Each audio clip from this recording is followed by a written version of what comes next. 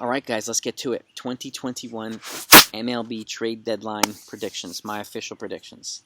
And, you know, I'm right off the bat, I'm just going to say Adam Frazier and obviously Nelson Cruz, we know they've been dealt. And I actually went 1 for 2 there. I had Frazier going to the White Sox, but he went to the Padres. That was a surprise. I actually had Nelson Cruz going to Tampa Bay. So at least I got that one right. So I'll take that. But I'm going to go over a bunch, and I might leave out a couple because I'm just not sure that they're going to actually move. But these seem to be the most notable names here, and I'll start right at the top. Okay, actually I'll start at the bottom and work my way to the top. Michael Pineda, who's now available. Okay, I think he actually is going to go to the Mets because the Mets are looking for a rental, and he's a rental. Plus, he's a little bit more dependable. He's been a little bit more reliable and staying healthy now. And they need somebody on the back end of the rotation to give him innings to take the load off their bullpen, which they're also going to need to address too. And with DeGrom kind of being inconsistent with his health and still not having Carrasco or Syndergaard, Pineda would represent an affordable piece that they're not going to have to overpay for. I don't see them getting Jose Barrios. He's not a rental.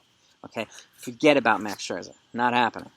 Okay, Pineda I think is my pick to go to the Mets. Zach Davies. Okay, pitcher for the Cubs. He's 27 years old, starting pitcher. I have him going to the Los Angeles Angels. That's going to be their one. I think their one big expenditure. I see them making a bigger move in free agency this offseason, maybe 1 or 2 significant moves. I see them making a pitching addition on the starting end at this deadline. And Angels, that's where I have them going. Andrew Chafin, another pitcher from the Cubs, lefty reliever. He's got him the year of control. I actually have him going to the Los Angeles Dodgers.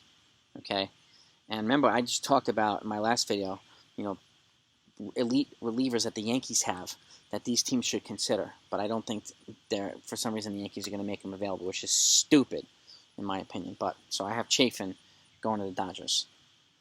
Anthony Rizzo, Boston Red Sox. Bugs. Boston needs an upgrade at first base. It's been they begin a lack of production and inconsistency there. He provides a really good lefty bat. He's also a rental. I don't see them investing long-term at first base when they have a really, I think Tristan Casas is the name, a really elite prospect. Rizzo bringing in could be a good stopgap to give that kid a little bit more time to develop before they maybe start, put him there as a starter in 2022. So Boston is a perfect fit for him. But I wouldn't be surprised if he stays either. But they might as well extract some value for him, and they can re-sign him in the offseason anyway. So if they want to, and they haven't come to a deal on an extension either. So Boston's a team. Brad Hand, Toronto Blue Jays. I think the Nationals will move Daniel Hudson and add Brad Hand. I could see the Blue Jays getting both of them, but I see them being flipped in separate trades. Toronto Blue Jays is a good fit. They need starting pitching and they need bullpen.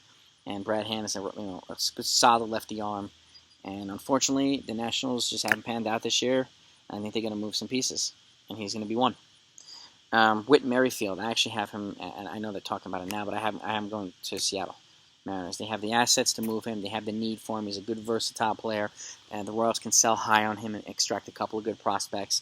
And I think now is the time to finally move him before it becomes too late. Mariners would be well off to bring him into that lineup.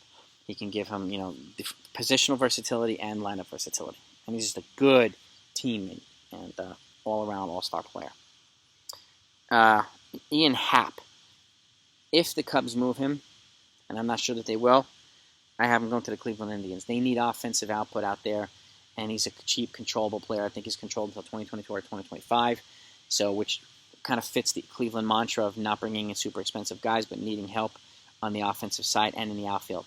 He represents that type of player. But I can't see him staying as well. So he either stays or if he moves, I have him going to Cleveland. Cruz, we talked about Tampa Bay. It happened already. John Gray, Houston Astros.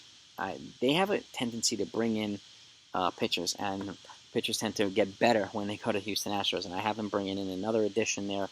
Even though they're at the top right now, the Houston, they're playing really well. Another kind of mid to back of the rotation pitcher would be good. And he's a rental, so it's not going to cost them a long-term commitment or in terms of money or in prospects.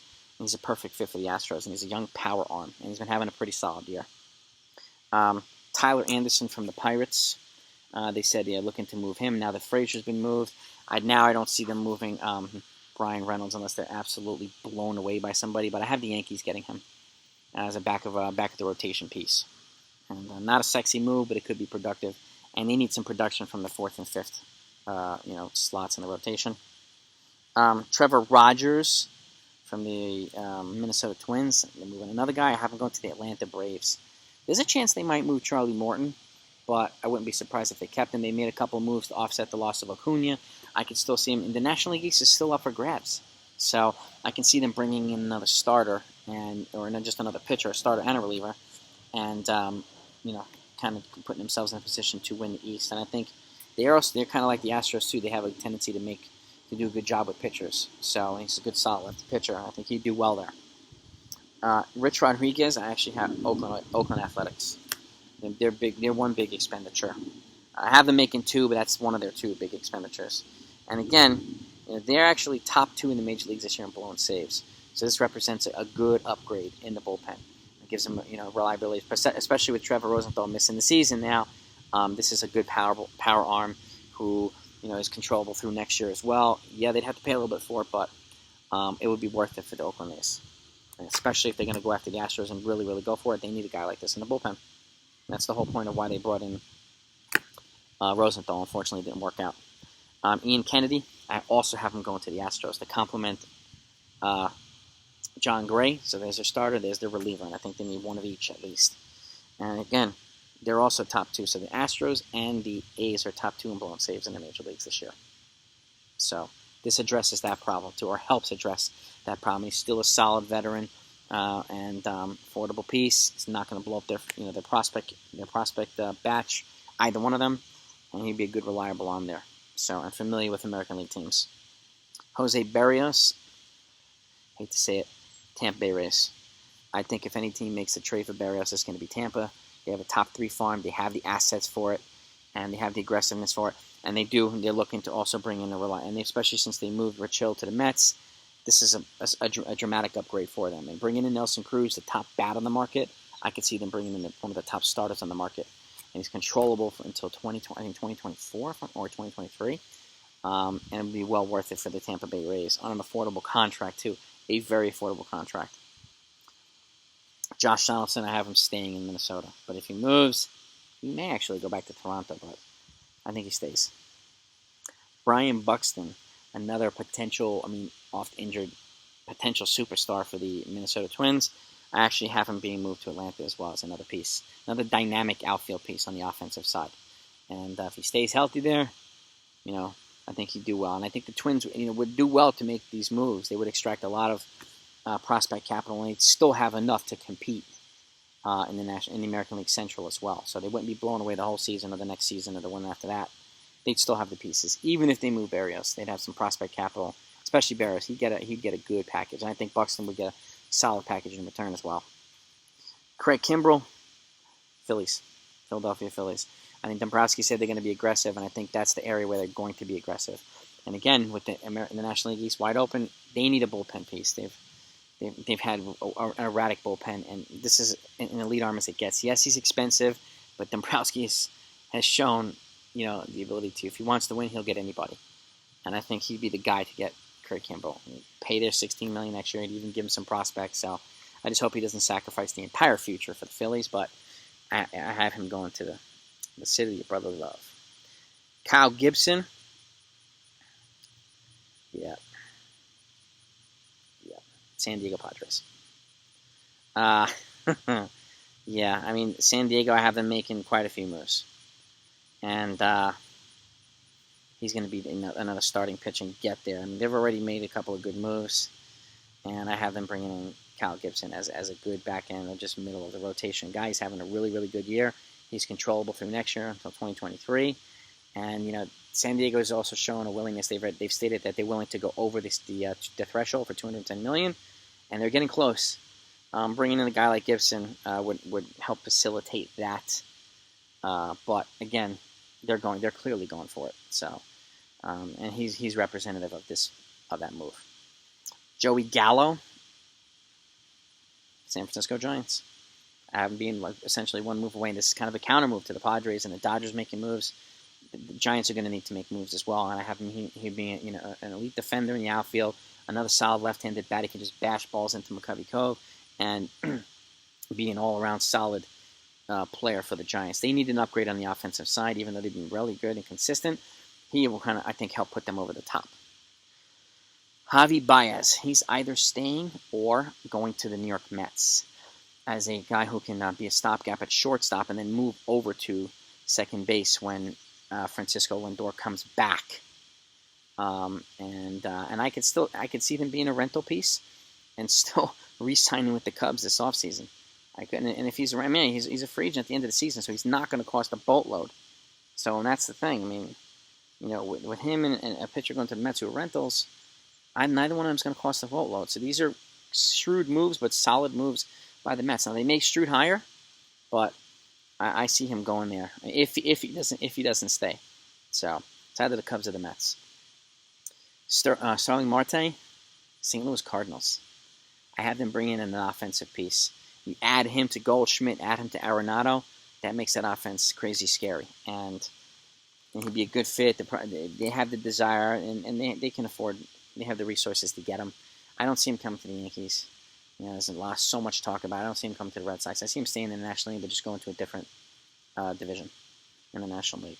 So, Ketel Marte, currently have him staying with the Arizona Diamondbacks. That said, if he becomes available, this is the one move Brian Cashman gets done, comes to the Yankees. He's going to have to give up a boatload, but I can see it happening. But I could also see it happening in the offseason, not right now.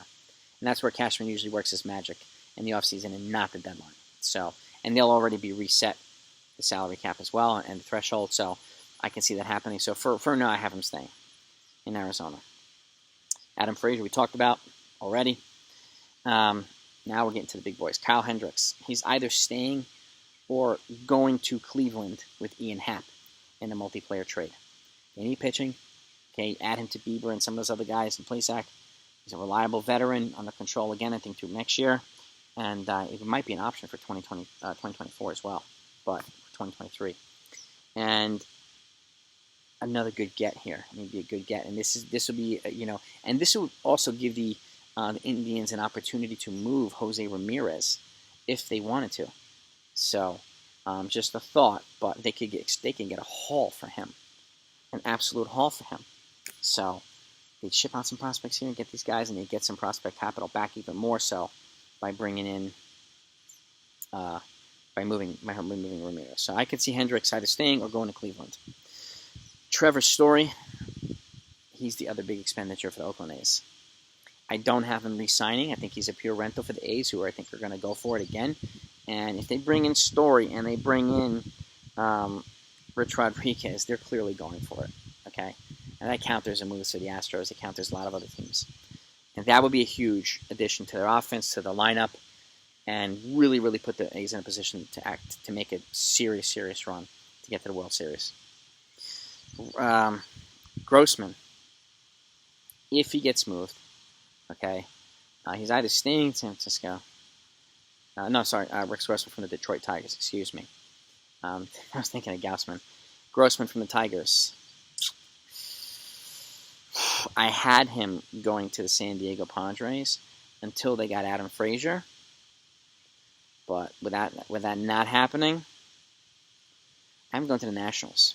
Actually, I think they're going to ship some guys out and bring him in as a controllable piece, and maybe try to bring in a veteran and move a couple guys. I wouldn't be surprised if they move other guys, but I can see him going to Washington to be in a piece, because I don't see them moving some of these other guys. I haven't seen them moving some. I don't think they're moving Turner.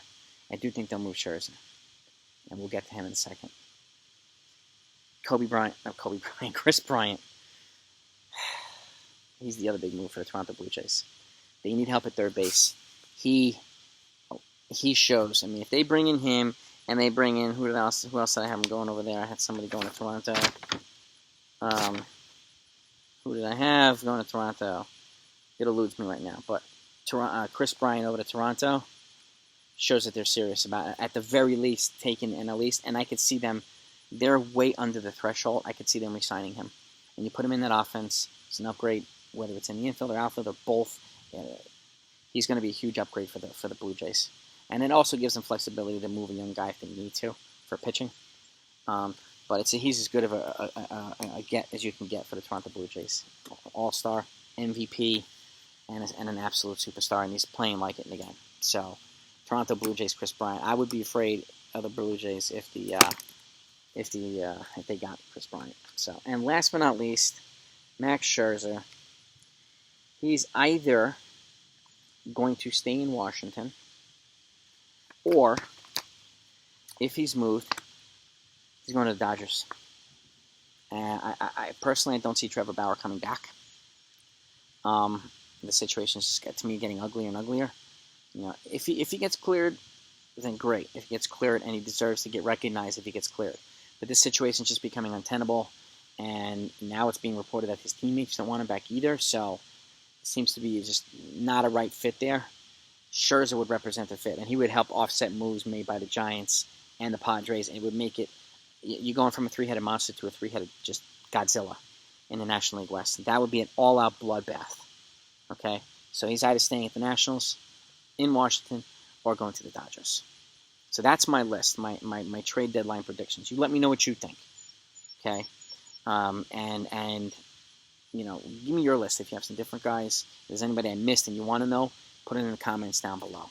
Because this week is going to be crazy. So, and that's going to happen really quickly. Now that these moves are starting to kind of facilitate, it's just going to get nuts now. We're 4 days away, baby. So, get ready for the action because it's coming.